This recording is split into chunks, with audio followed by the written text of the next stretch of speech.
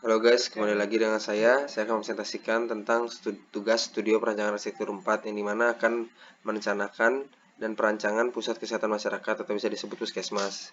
Saya akan menyajikan bab 1 dari kelas A2 atas nama Muhammad Iksan Maulana, NIM 073. Pada bab 1 terdapat latar belakang dan juga tujuan dan manfaat. Latar belakang, Pulau Bali merupakan daerah wisata yang sudah terkenal di mancanegara yang memiliki populasi sebanyak 4.230.051 jiwa dengan kepadatan penduduk sebanyak 731.840 jiwa per kilometer persegi. Data tersebut menurut sensus penduduk 2017. Sebagai daerah wisata yang menjadi titik kumpul turis mancanegara dengan daya tarik yang menyuguhkan keindahan alam, salah satunya yaitu Karangasem dengan berbagai objek wisatanya seperti Pura Lempuyang, Pantai Tulamben, Pantai Bias Tugel, Pantai Amet, Air Terjun Labuh, Bukit Asah Bukbuk, dan banyak lagi. Sebagai daerah pariwisata, fasilitas kesehatan sangatlah penting dan diutamakan bukan hanya pada daerah wisata dan perkotaan, namun juga daerah pelosok seperti pedesaan. Mengingat semakin tingginya angka kematian akibat terlambatnya mendapatkan pertolongan pertama. Buktinya yaitu 70% angka kematian akibat terlambat mendapatkan pertolongan pertama dan 30%-nya meninggal di rumah sakit. Menurut kata dari Dr. Budi Silvana, Kepala Pusat Krisis Kesehatan Kemenkes RI. Puskesmas adalah fasilitas kesehatan tingkat pertama pemerintah daerah yang sangat dibutuhkan dengan fungsinya yang ditujukan untuk pembangunan, pembinaan, dan pelayanan kesehatan masyarakat di daerah operasionalnya.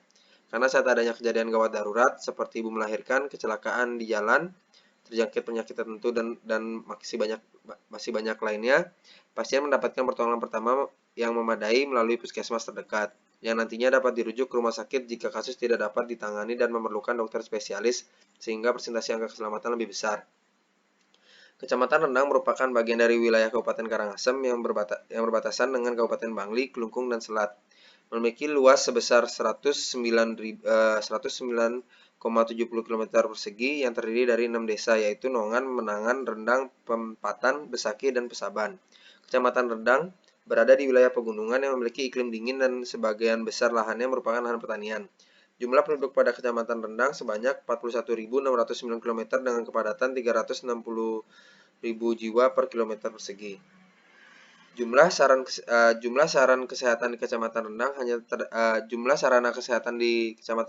terdapat satu unit puskesmas rawat inap, yaitu terletak di Desa Mananga. Di tiap desanya terdapat satu puskesmas pembantu dan 4 poskesdes, dan masing-masing dusun memiliki sarana posyandu yang seluruhnya berjumlah 62 posyandu di Kecamatan Rendang. Data tersebut berdasarkan hasil proyeksi penduduk tahun 2018, yang dimana pada tahun 2020 dan tahun-tahun berikutnya sudah pasti bertambah jumlah penduduk dan kepadatannya. Sedangkan pada saran teknis dari Kepala Dinas Kesehatan Kabupaten atau Kota dengan sasaran penduduk yang dilayani oleh rata-rata 30.000 penduduk setiap puskesmas. Data diambil dari FND 2009 halaman 275, sehingga diperlukannya unit baru puskesmas kesehatan masyarakat untuk memaksimalkan jangkauan pelayanan dan mengantisipasi kekurangannya fasilitas kesehatan di masa mendatang.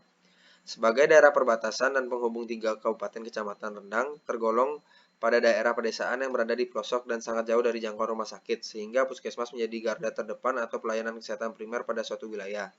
Namun kebanyakan puskesmas di Karangasem terkesan sangat kaku, formal, dan seperti sekolahan yang menyebabkan adanya gap atau jarak antara pasien dan staf puskesmas. Ini disebabkan oleh bangunan yang memiliki kesan monoton dan kaku sehingga mindset pengunjung yang datang menjadi tidak rileks dan lebih cenderung untuk memilih mendatangi rumah sakit yang lebih efisien dan nyaman, walaupun jaraknya lebih jauh. Oleh sebab itu diperlukannya perencanaan dan perancangan puskesmas rawat inap yang baru di Kecamatan Rendang dengan konsep yang sesuai dan berpedoman pada persyaratan dan regulasi daerah yang ada dengan tetap memperhatikan kenyamanan dan kebutuhan untuk mewadahi aktivitas-aktivitas. Tujuan dan manfaatnya yaitu tujuannya yang pertama merancang puskesmas yang mengimplementasikan jawaban dari isu yang ada dengan nilai arsitektur yang memperlihatkan wujud bangunan yang sesuai dengan fungsi bangunan sebagai pelayanan kesehatan. Kemudian yang kedua dapat memfasilitasi unit kesehatan masyarakat di wilayah kerjanya yang memperhatikan aspek kenyamanan keramahan pada tiap fungsi ruangnya. Yang ketiga menambah kapasitas unit kesehatan rawat inap guna mengantisipasi kekurangan unit kesehatan rawat inap pada masyarakat di masa mendatang. Yang terakhir, untuk mewujudkan masyarakat yang memiliki perilaku hidup sehat, derajat kesehatan yang optimal, dan bermutu baik individu, keluarga, kelompok, dan masyarakat. Untuk manfaatnya, yang pertama adalah menjadi pedoman dalam pengembangan dan perencanaan puskesmas khususnya di Kecamatan Bali. Yang kedua, memberikan pelayanan yang cukup lengkap kepada masyarakat khususnya kecamatan di Bali. Sekian dari saya, akan dilanjutkan oleh teman saya. Perkenalkan, nama saya Bagus Deka Putra, NIM 04. Di sini saya mendapatkan bagian bab 2, yaitu kajian pustaka. Di sini ada fungsi yang dirancang. Yang pertama, puskesmas adalah fasilitas pelayanan kesehatan yang menyelenggarakan upaya kesehatan masyarakat dan upaya kesehatan perseorangan tingkat pertama. Terus yang kedua ada puskesmas, merupakan unit pelaksana teknis atau UPT Dinas Kesehatan Kabupaten atau Kota yang bertanggung jawab menyelenggarakan sebagian tugas-tugas Dinas Kesehatan Kabupaten atau Kota dalam pembangunan kesehatan di satu wilayah kerja yang menjadi tanggung jawabnya. Selanjutnya ada standar dan regulasi setempat. Persyaratan lokasi puskesmas. Puskesmas tidak didirikan di lokasi berbahaya, di antara lain yang pertama, tidak didirikan di tepi lereng.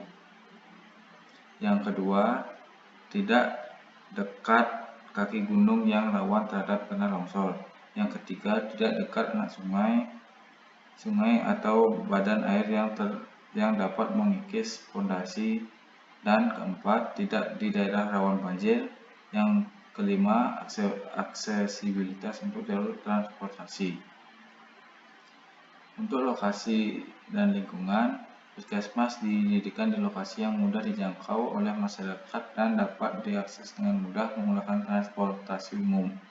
Yang pertama, ada kontur tanah. Kontur tanah mempunyai pengaruh penting pada perencanaan struktur dan harus dipilih sebelum perencanaan awal dapat dimulai. Yang kedua, fasilitas parkir. Kapasitas parkir harus memadai, menyesuaikan dengan kondisi lokasi, sosial, dan ekonomi daerah setempat. Yang ketiga, fasilitas keamanan, minimal menggunakan pagar. Dan yang keempat, ketersediaan utilitas publik. Puskesmas sebagai salah satu fasilitas pelayanan kesehatan membutuhkan air bersih, pembuangan air kotor limbah, listrik, dan jalur telepon. Yang kelima, pengelolaan kesehatan lingkungan. Puskesmas harus melakukan pengelolaan kesehatan lingkungan antara lain air bersih dan pengelolaan limbah medis dan non-medis baik padat maupun cair.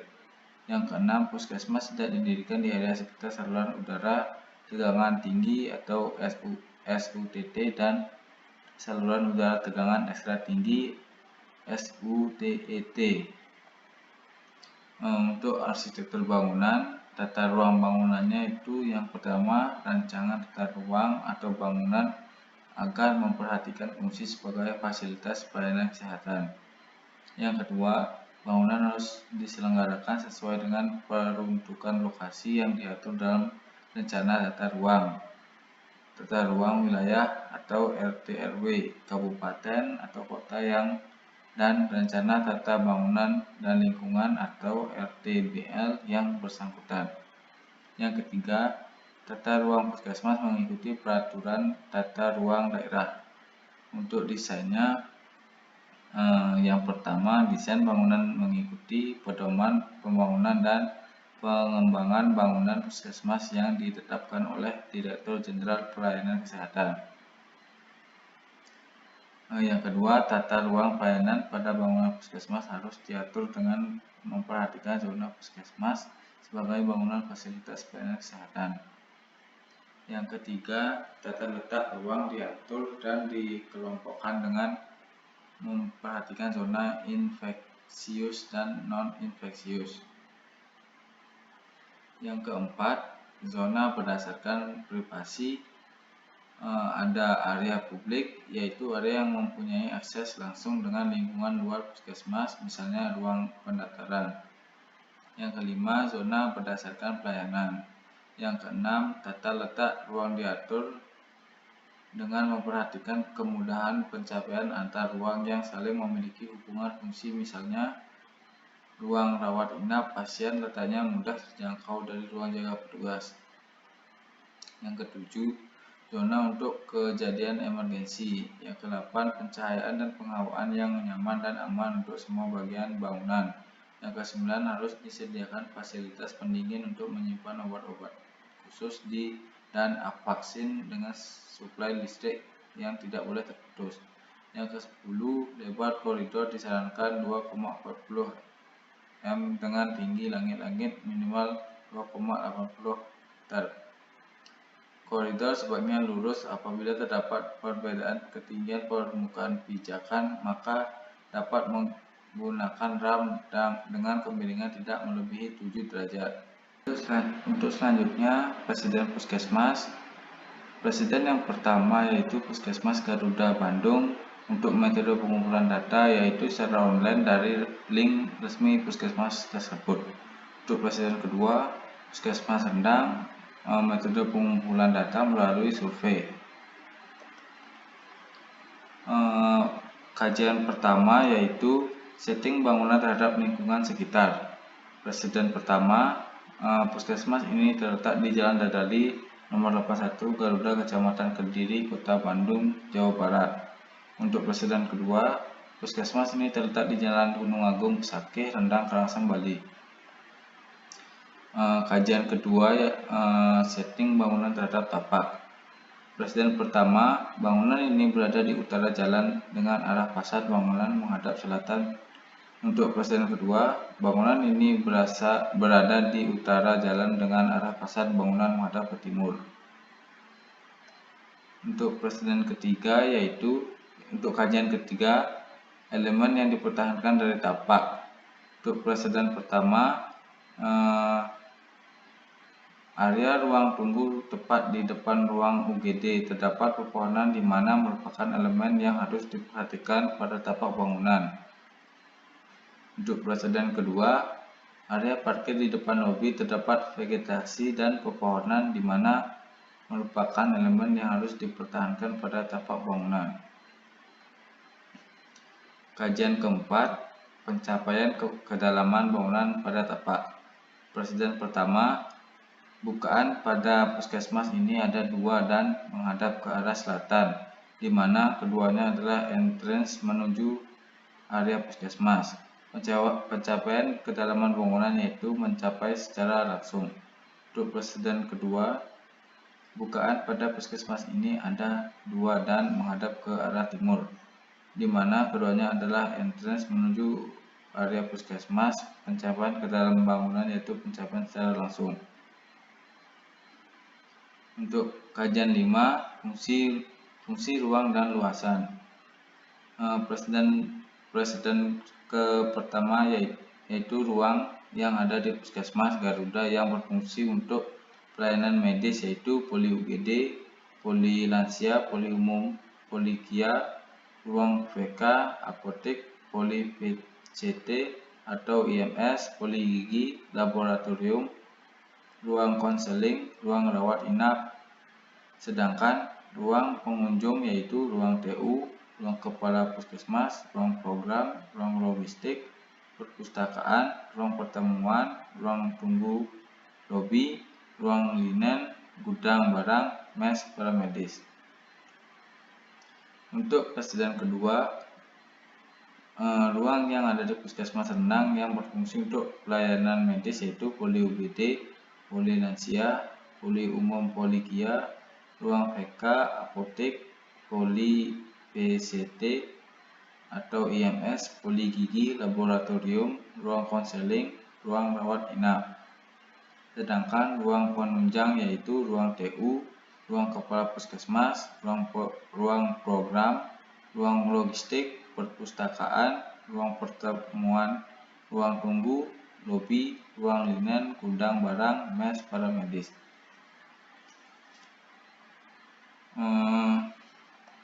Kajian ke-6 yaitu keberadaan ruang terbuka dan publik. Presiden pertama, terdapat ruang terbuka yang berupa taman sebagai ruang transisi dari bangunan utama menuju ke bangunan rawat inap untuk pasien. Presiden kedua, terdapat ruang terbuka yang berupa taman sebagai ruang transisi dari bangunan utama menuju ke bangunan rawat inap untuk pasien. Untuk kajian 7, pola sirkulasi dalam bangunan. Presiden pertama yaitu sirkulasi yang digunakan pada bangunan Puskesmas Garuda yaitu pola sirkulasi linear dengan jalur sirkulasinya tertutup di kedua sisinya atau berupa koridor. Untuk presiden kedua, sirkulasi yang digunakan pada puskesmas rendang yaitu sirkulasi linear dengan jalur sirkulasi tertutup di kedua sisinya atau berupa koridor.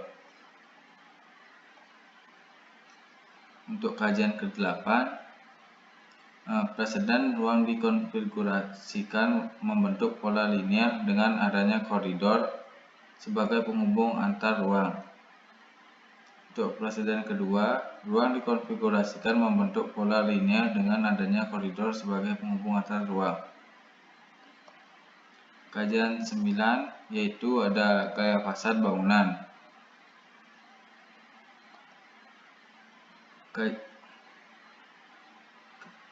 Untuk kajian ke-10 yaitu komposisi fasad bangunan. Presiden pertama yaitu komposisi fasad bangunan pada Puskesmas Garuda ini memiliki kecenderungan berat pada bangunan 3 lantai. Untuk presiden kedua, komposisi fasad bangunan pada Puskesmas Rendang ini memiliki kecenderungan berat pada bangunan 2 lantai. Untuk kajian 11, strategi pembangunan bangunan. Presiden pertama yaitu strategi pembangunan bangunan 3 lantai dengan bangunan rawat inap 1 lantai dihubungkan dengan koridor.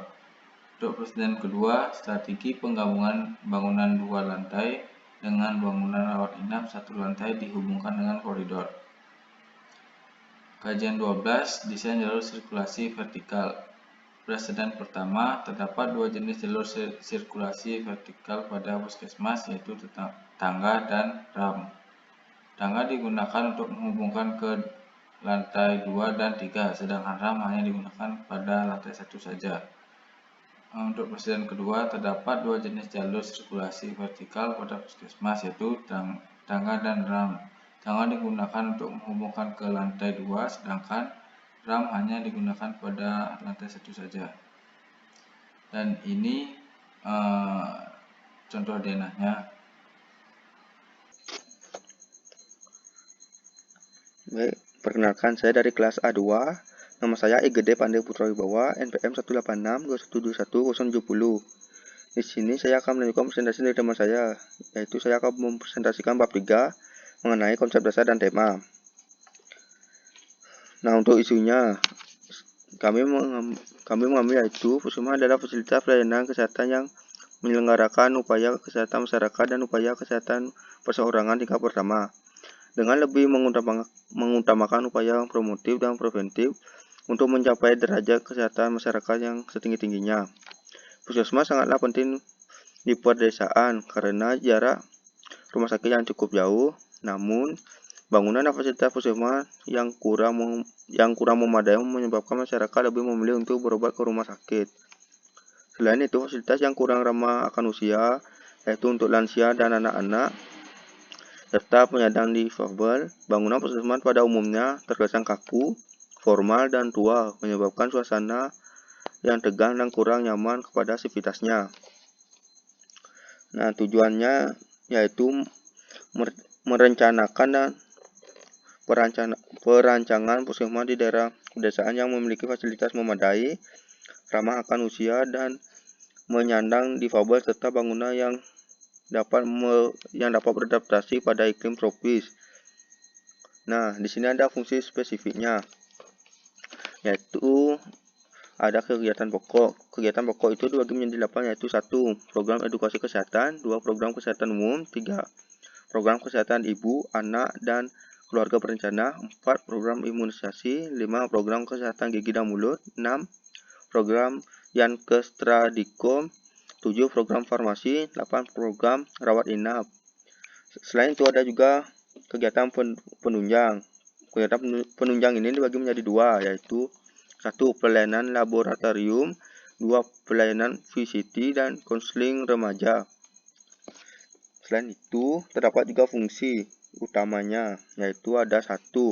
Sebagai pusat pembangunan kesehatan masyarakat di wilayahnya, membina peran serta masyarakat di wilayah kerjanya dalam rangka meningkatkan kemampuan untuk hidup sehat.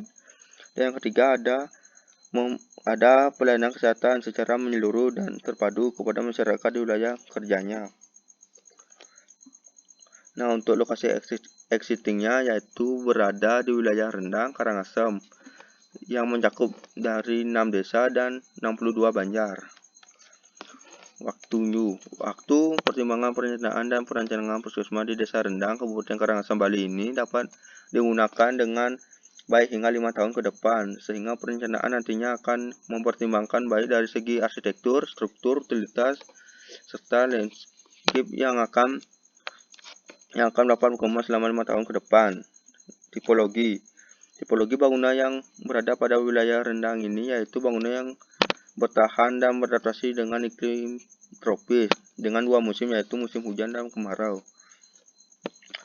Nah, untuk tren arsitekturnya yaitu daerah Rendang ini sangat jauh dari perkotaan. Bangunan-bangunan yang terdapat di Desa Rendang hanyalah rumah-rumah warga sekitar yang sangat sederhana dengan material-material tradisional yang mudah didapatkan. Nah, dari semua tadi itu kan sudah dijelaskan mengenai isu, tujuan, fungsi, lokasi, waktu, tipologi, dan tren.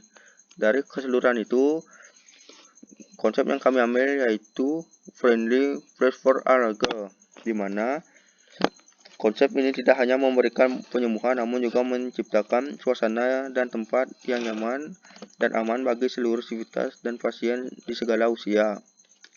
Nah, untuk temanya kami mengangkat tema arsitektur tropis modern, di mana tema tersebut merupakan arsitektur yang berada di daerah tropis yang telah beradaptasi dengan iklim tropis dengan tambahan gaya modern, sehingga memberikan kesan yang baru dan berbeda dengan bangunan di sekitarnya, namun tetap dapat menunjang kegiatan dengan baik.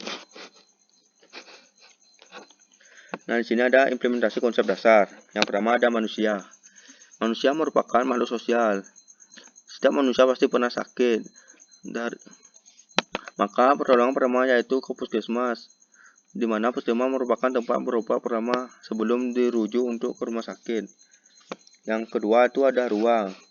Kita itu merancang sebuah ruangan yang ramah lingkungan dan ramah untuk di segala usia. Seperti pada tangga, yaitu harus memiliki handrail dengan minimal ketinggian 1 meter dan tinggi anak tangga minimal 15 cm dan kemiringan tangga yaitu dengan kemiringan 30 derajat. Dan kenyamanan. Nah, kenyamanan ini yaitu puskesmas dengan mengutamakan kenyamanan sivitas agar sivitas yang berkunjung ke puskesmas tidak merasa takut saat datang ke puskesmas. Nah, dari 3 itu terbentuklah konsep friendly place for all girl, yang artinya tempat penyembuhan yang dirancang untuk segala usia. Baik, selanjutnya adalah implementasi tema perancangan. Yang pertama 1. Material, di mana puskesmas ini menggunakan material yang ramah lingkungan, baik untuk makhluk hidup maupun lingkungan. Material yang digunakan yaitu kaca, plafon gipsum, lantai keramik putih, kayu parket, dan batu alam. Yang kedua ada interior. Interior pada puskesmas ini lebih dominan menggunakan material alam, sehingga menambah kesan tropis pada puskesmas. Selain itu, puskesmas ini menggunakan furniture yang modern.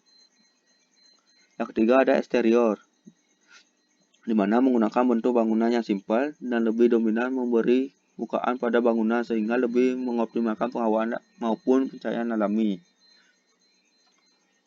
Baik, sekian presentasi dari saya. Presentasi akan dilanjutkan oleh teman saya.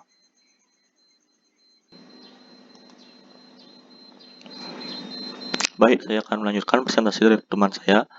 Saya dari kelas A2, yaitu Iputu Agus Putra Liana, dengan NIM 186211072. Saya akan menjelaskan tentang bab 4, yaitu program ruang. Yang pertama itu program fungsional, yaitu termasuk dalam struktur organisasi. Yang pertama itu kepala UPT Puskesmas, yang kedua kepala tata usaha, yang ketiga jabatan fungsional, dan selanjutnya seterusnya. Ya. Nah, ini untuk skema pelayanannya seperti ini. Nah, sekarang untuk masuk ke program fungsional. Di program fungsional ini tujuannya kita untuk menentukan atau menemukan kebutuhan ruang yang kita perlukan untuk membangun sebuah puskesmas. Yang pertama ini ada pelaku kegiatan, yaitu seperti pengunjung sakit, pengunjung atau yang menjenguk, staf yang bekerja di puskesmas, kepala puskesmas tersebut termasuk pelaku juga. Yang kedua, ada proses kegiatan. Pada proses kegiatan di sini maksudnya itu misalnya ini kan pengunjung sakit.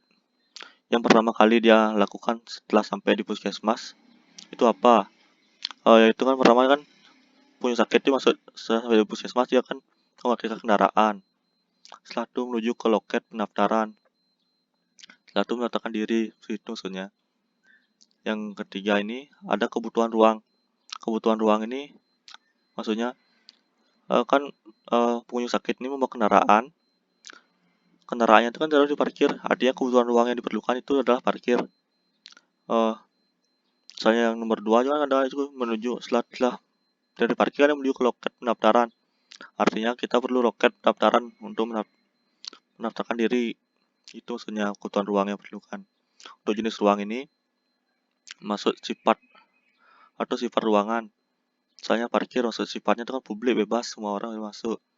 Cuma sama loket pendaftaran ini kan bebas juga, ada kepentingan pasti boleh masuk. Seperti itu maksudnya program fungsional tersebut. Ini untuk stafnya ya, ini kepala puskesmas juga sama seperti itu. Ya sampai di puskesmas dia datang pasti parkir kendaraan. Kebutuhan ruangnya itu pasti perlu parkir. Sifat ruangnya itu pasti publik, itu maksudnya kebutuhan ruangan ini. Program fungsional nih.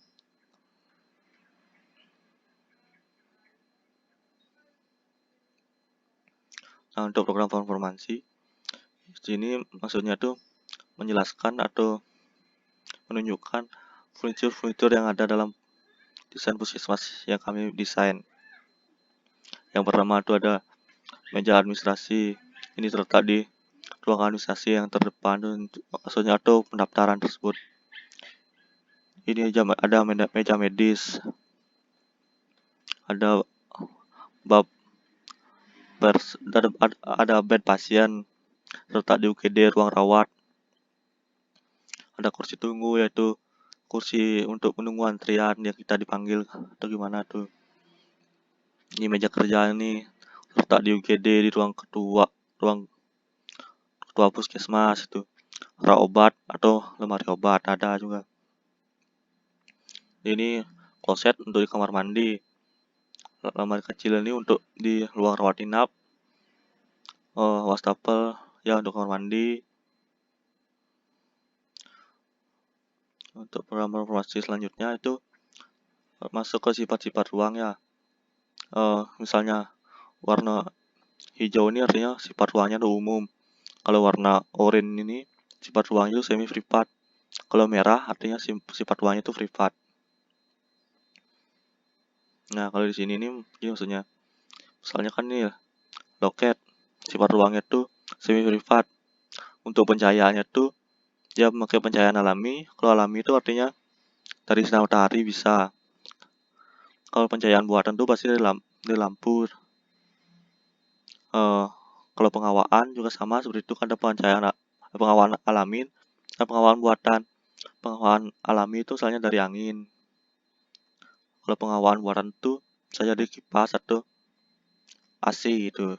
Untuk kebisingan itu maksudnya di loket itu bising apa enggak, maksudnya itu kan. Misalkan ada bising, semi bising, dan tenang. Maksudnya kalau bising tuh artinya ribut banget di sana tuh. Semi bising enggak terlalu bising, dia sana-sana aja. Kalau tenang dia tenang banget di sana gitu. Untuk selanjutnya, untuk seterusnya juga sama kayak gitu ya. Ini misalnya kan UGD itu sifatnya semi privat. Untuk pencahayaannya tuh dia fokus pencahayaan buatan aja. Soalnya itu kan UGD itu ruang rawat soalnya, makanya fokus pencahayaan buatan aja. Sama pengawaannya juga fokus pengawaan buatan saja. Tuh ininya tuh juga kebisingannya tuh semi bising juga gak terlalu bising soal sana. Seperti itu untuk selanjutnya untuk mengambil sumber ruangan tuh. Nah, sekarang kita masuk ke program arsitektural. Di sini kita menentukan ukuran ruangan dari ruangan yang ada di puskesmas. Misalnya yang pertama ini kan loketnya. Untuk loket ini terdiri dari furniture, yaitu satu meja resepsionis untuk menerima tamu, dan terdiri dari 6 kursi. Dan ukuran luas ruangan yang kami dapat yaitu 12,76 meter persegi.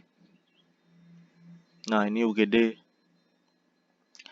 Jenis furniture yang ada di UGD itu 4 kasur rawat, 4 meja rawat, dan 8 kursi, dan 1 lemari obat.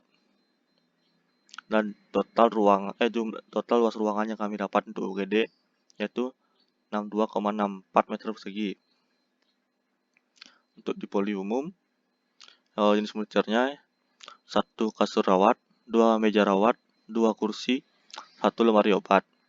Untuk luas ruangannya yaitu 22,8 meter persegi.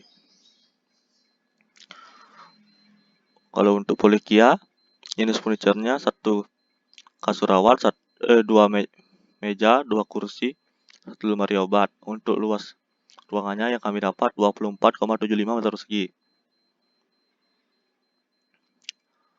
Untuk poliana, jenis furniture-nya yaitu 1 kasur rawat, 2 meja, 2 kursi, 1 lemari obat. Untuk luas ruangannya 22 meter persegi. Untuk poligigi, jenis furniture-nya 1 kasur rawat, 2 meja, 2 kursi, 1 lemari obat. Untuk kebutuhan ruang yaitu 22 meter persegi. Untuk poli IMS, jenis furniture-nya 1 kasur rawat, 2 meja, 2 kursi, dan 1 lemari obat. Untuk kebutuhan ruangnya 16 meter persegi. Untuk apotek, jenis furniture-nya itu ada 2 meja, 2 kursi, dan 4 lemari. Untuk kebutuhan ruangnya yaitu 27,06 meter persegi. Untuk ruang bersalin, jenis furniture yang ada yaitu 1 kasur rawat, 2 meja, dan 1 lemari. Untuk kebutuhan ruangannya yang kami dapat yaitu 21,6 meter persegi. Untuk ruang rawat inap, kami membuat dua ruang rawat inap, yaitu di lantai 1 dan lantai 2. Untuk satu ruang rawat inapnya itu terdiri dari 6 kursi rawat, 6 kasur rawat, 6 meja, 6 kursi. Dan total satu ruangan rawat inapnya tersebut yaitu 58,5 meter persegi. Kalau dua-duanya tuh jadinya total ukuran ruang rawat inapnya tuh jadi 117 meter persegi ya.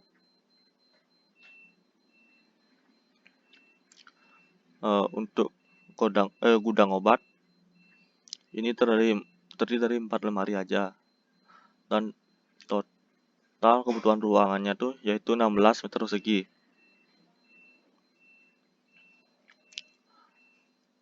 Ini yang nomor 12, untuk ada warawat inap bersalin. Maksudnya tuh habis bersalin kita nggak boleh langsung pulang, artinya kita harus di rumah sakit, di puskesmas untuk mengembalikan ke kondisi badan ibu atau istri yang habis melahirkan tersebut. Untuk jenis furniture-nya tuh ada 2 kasur rawat, 2 meja, dan 2 kursi. Untuk kebutuhan ruangnya tuh kita mendapat 25,6 meter persegi ya. Baik, berikutnya yaitu ada gudang dengan jenis furniture itu cuma ada 4 lemari.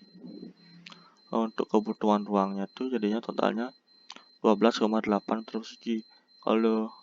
Tapi di puskesmas ini terdapat 2 gudang, jadinya 12,8 dikali 2, jadinya totalnya 25,6 meter persegi ya. Ini ada lab terdiri dari furniture yaitu 2 meja, 2 kursi dan 4 lemari. Dan total kebutuhan ruang yang kami dapat untuk lab yaitu 17,22 meter persegi. Untuk kantin terdiri dari jenis furniture yaitu 3 meja, 20 kursi, 22 lemari. Dan kebutuhan ruang yang kami dapat yaitu 45 meter persegi. Untuk ruang jaga supir, jenis furniture yang ada yaitu 2 meja, 4 kursi, dan 1 lemari. Dan kebutuhan ruang yang kami dapat yaitu 14 meter persegi.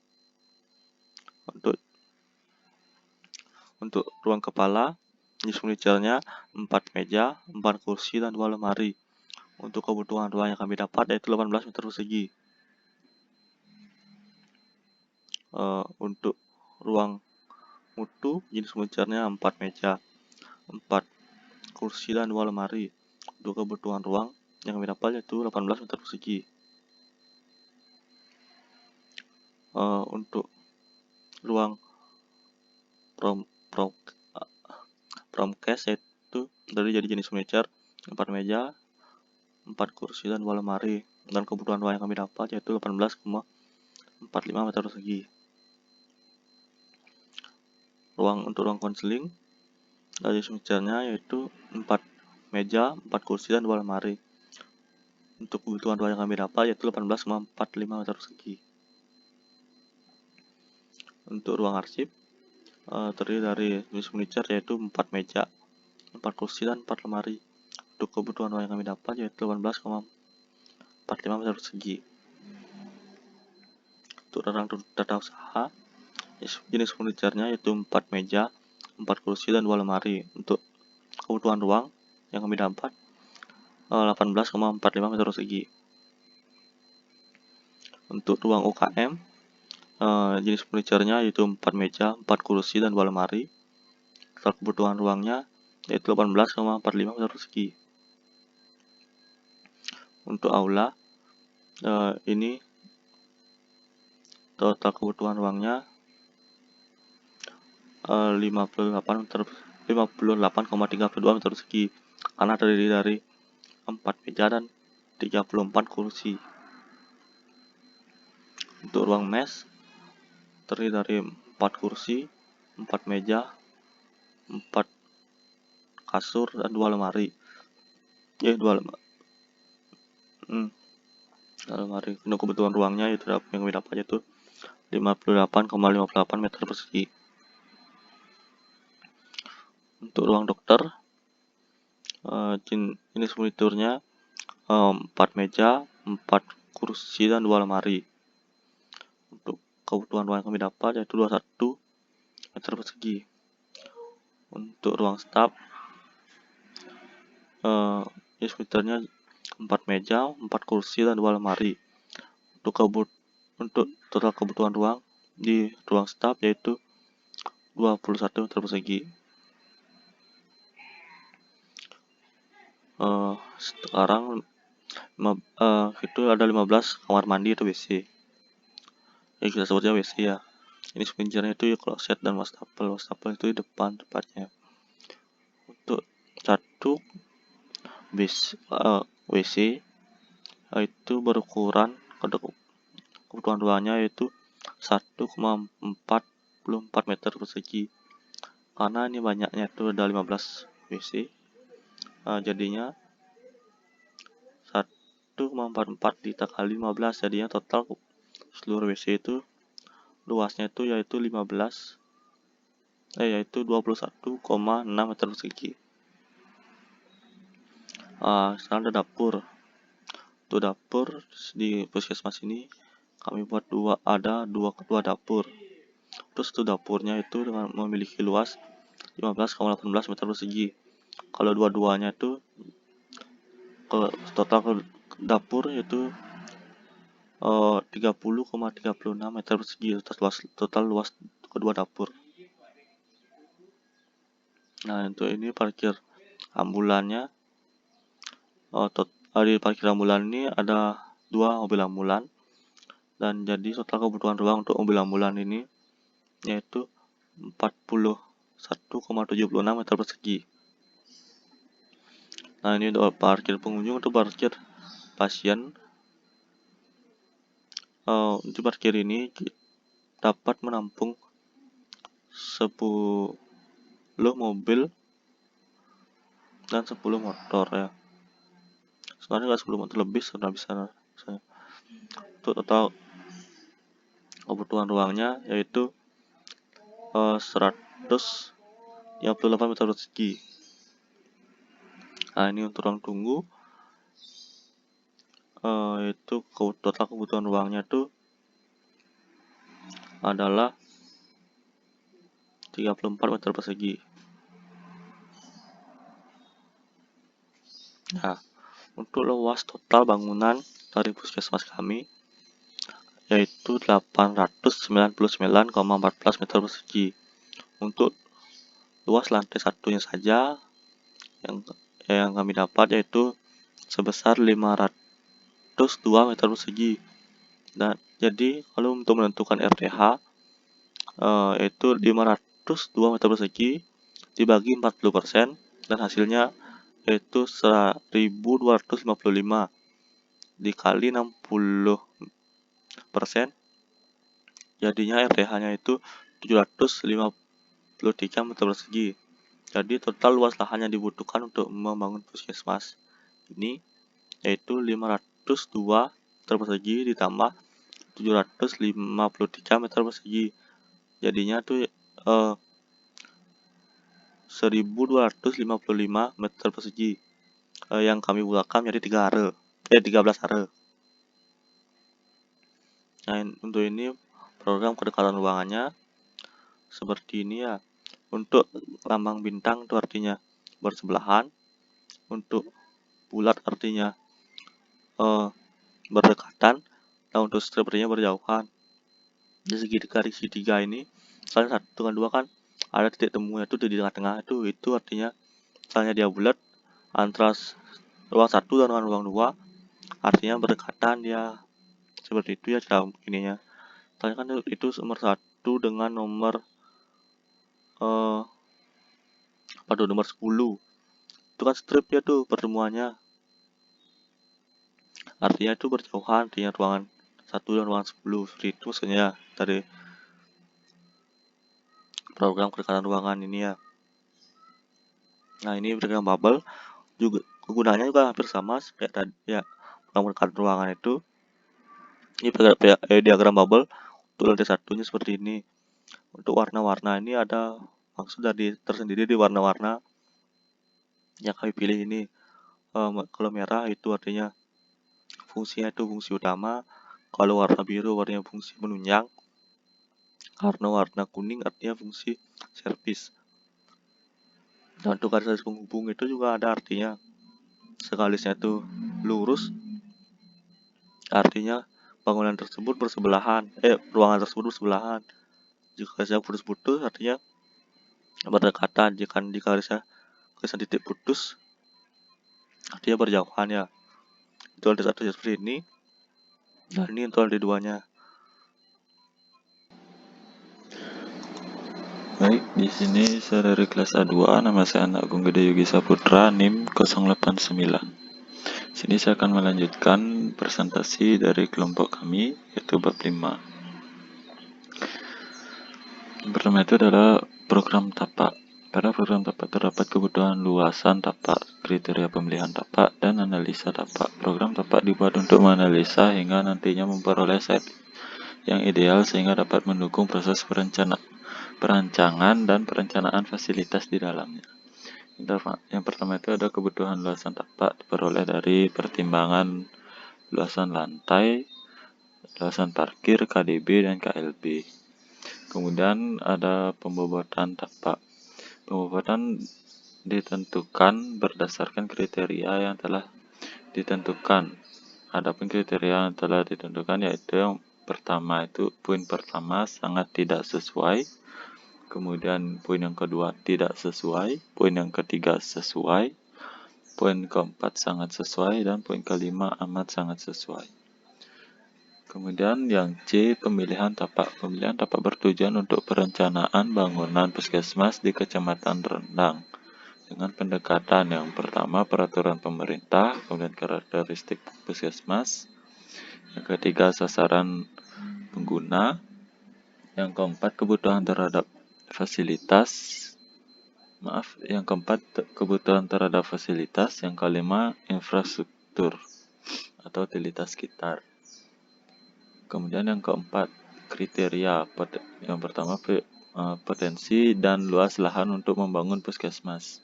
Yang kedua lokasi ini mudah dicapai dan waktu ditempuh pun sangat singkat. Kemudian yang ketiga pencapaian aksesibilitas yang mudah. Yang keempat lahan yang mencukupi untuk membangun puskesmas. Kemudian yang kelima jaringan utilitas kota yang memadai. Kemudian pembobotan alternatif SAT 1. SAT 1 ini berada di Jalan Gunung Agung Besakih, Kecamatan Rendang, Karangasem. Di sini ada pertimbangan, nilai, alasan. Pertimbangan yang pertama yaitu sesuai dengan standar dan regulasi setempat. Sini nilainya itu 5.5 karena alasannya karena saat ini berada jauh dari tepi lereng, jurang, kaki gunung, sungai, dan bukan daerah rawan banjir. Yang kedua itu aksesibilitas site. Poin nilainya di sini 5. Alasannya karena saat ini memiliki 2 jalur sirkulasi sehingga memudahkan alur keluar masuk ambulan dan kendaraan sivitas dengan lebar jalan utamanya itu 6 meter. Kemudian ada yang ketiga terletak di dekat pemukiman. Nilainya itu 4 poin karena alasannya karena saat ini dekat dengan pemukiman namun bukan pemukiman yang padat. Kemudian yang keempat ketersediaan utilitas. Di sini nilai poinnya itu 5. Alasannya karena sistem drainase dan kelistrikan di sekitar site sudah sangat memadai. Kemudian yang kelima pertimbangan alih fungsi masa depan. Nilainya di sini 5.5. Alasannya saat ini masih memiliki lahan kosong di sekitarnya sehingga dapat menunjang dalam pengalihan fungsi di masa depan. Dan yang keenam jarak fasilitas jenis yang sama. Di sini nilainya itu 4. Untuk fasilitas sejenis memiliki jarak 1 km dari site. Jadi total poinnya itu di sini diambil 28 poin. Kemudian kelebihannya saat ini dekat dengan fasilitas pendukung seperti pasar Riyadnya Rendang, Polsek Rendang, sekolah, dan pertokoan lainnya. Yang kedua saat ini memiliki 2 jalur sirkulasi dan jalan utama yang memiliki lebar 6 meter sehingga dapat memudahkan akses keluar masuk ambulan dan sivitas. Kekurangannya saat ini hanya berjarak 1 km dari fasilitas serupa. Kemudian yang kedua saat ini tidak terlalu berada di pusat pemukiman karena tidak adanya lahan di pusat pemukiman. Kemudian site alternatif kedua, site ini berada di Jalan Astinapura, Kecamatan Rendang. Pertimbangannya yang pertama sesuai dengan standar dan regulasi setempat, nilainya 5. Alasannya sama karena saat ini jauh dari jurang, sungai, dan juga terhindar dari area yang mudah terendam banjir. Yang kedua itu aksesibilitas site. Nilainya 3. Site ini dekat dengan jalan raya namun tidak langsung dengan jalan rayanya. Yang ketiga itu tata letak di dekat permukiman. Nilainya itu 4. Site ini dekat dengan rumah penduduk dan fasilitas umum seperti pasar dan juga sekolah. Namun pemukiman warga di sana tidak terlalu padat. Kemudian yang keempat itu ketersediaan utilitas, poinnya 5. Di sekitar lokasi site terdapat titik listrik dan drainase yang cukup baik. Kemudian yang kelima, pertimbangan alih fungsi masa depan, poinnya itu 5. Alih fungsi di lokasi site cukup baik karena di belakang site terdapat lahan kosong yang cukup luas. Kemudian jarak fasilitas sejenis yang sama, poinnya itu 4. Jarak dengan fasilitas yang sama tidak terlalu jauh karena terdapat tempat praktek dokter umum pribadi di kawasan Rendang. Total poin yang kami dapatkan di sini adalah 26 untuk alternatif set kedua. Kemudian analisa tapak, lokasi tapak. Kabupaten Karangasem merupakan kabupaten yang memiliki banyak hal yang ditawarkan, mulai dari keindahan alam pesisir, sawah, terasering wilayah pegunungan, termasuk juga Gunung Agung yang merupakan gunung tertinggi di Bali. Selain banyaknya tempat wisata, Kabupaten Karangasem juga memiliki banyak daerah pedesaan, salah satunya yaitu Desa Rendang. Desa Rendang merupakan jalur utama yang menghubungkan antara Kabupaten Bangli dan Kelungkung dari arah Karangasem, sehingga rawan akan terjadi kejadian gawat darurat. Pada Desa Rendang hanya ada satu fasilitas kesehatan, namun kebutuhan akan kesehatan masyarakat lebih banyak dibandingkan dengan fasilitas yang ada. Selain itu, kurangnya fasilitas yang memadai atau rawat inap, ramah akan usia dan penyandang difabel. Maka dari itu kelompok kami ingin mendesain sebuah puskesmas di Desa Rendang, tepatnya di Jalan Gunung Agung Besakih. Kemudian analisa jalur sirkulasi. Tujuannya jalur sirkulasi daerah puskesmas untuk memudahkan masyarakat menjangkau lokasi puskesmas. Di sini terdapat lebar jalan, itu jalan utamanya itu 6 meter, kemudian jalan yang ada di sebelah site itu yang ada di tanda panah merah tersebut lebar jalannya 4 meter. Kemudian pada gambar di bagian kiri terdapat jalur warna biru, itu merupakan jalur sirkulasi. Kemudian tanda panah warna krim akses pintu jalan masuk. Jalur sirkulasi dilambangkan pada garis berwarna biru. Akses pintu jalan masuk dilambangkan tanda panah berwarna krem. Akses pintu jalan keluar dilambangkan tanda panah merah, terlihat pada gambar saat yang paling atas. Di sana jalur pintu masuk dan pintu keluar. Jalur sirkulasi pada area saat ini baik sirkulasi pejalan kaki atau kendaraan berada di jalur ramai karena di jalan tersebut merupakan akses menuju Pura Besakih dan wisata, serta jalan utama ramai akan kendaraan dan penduduk. Kemudian analisa view. Tujuannya menentukan area orientasi bangunan dan latar belakang bangunan yang terdapat pada site yang akan dibangun puskesmas sesuai dengan keberadaan view positif dan negatif yang ada di sekeliling site. Dasar pertimbangannya mempertimbangkan letak bangunan yang akan dibangun dengan pertimbangan view positif dan negatif yang ada di sekeliling site.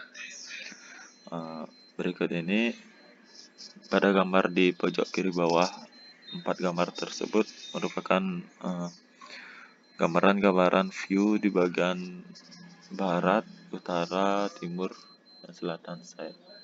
Kemudian gambar pojok kanan atas ini adalah keterangan dari view negatif dan view positif. View negatif itu dilambangkan dengan lingkaran merah berisi tanda minus. Kemudian view positif dilambangkan dengan lingkaran hijau dengan dilambangkan plus.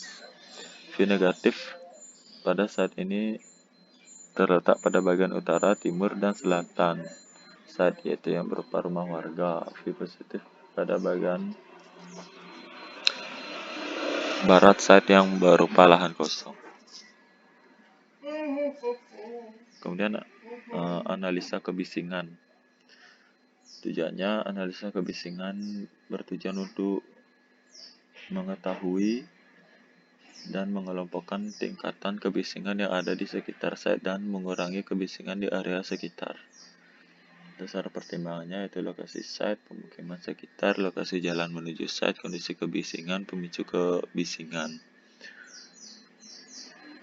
Dan keterangan kebisingan itu yang berwarna merah itu berarti bising, yang warna orange berarti semi bising, kemudian yang biru itu tenang.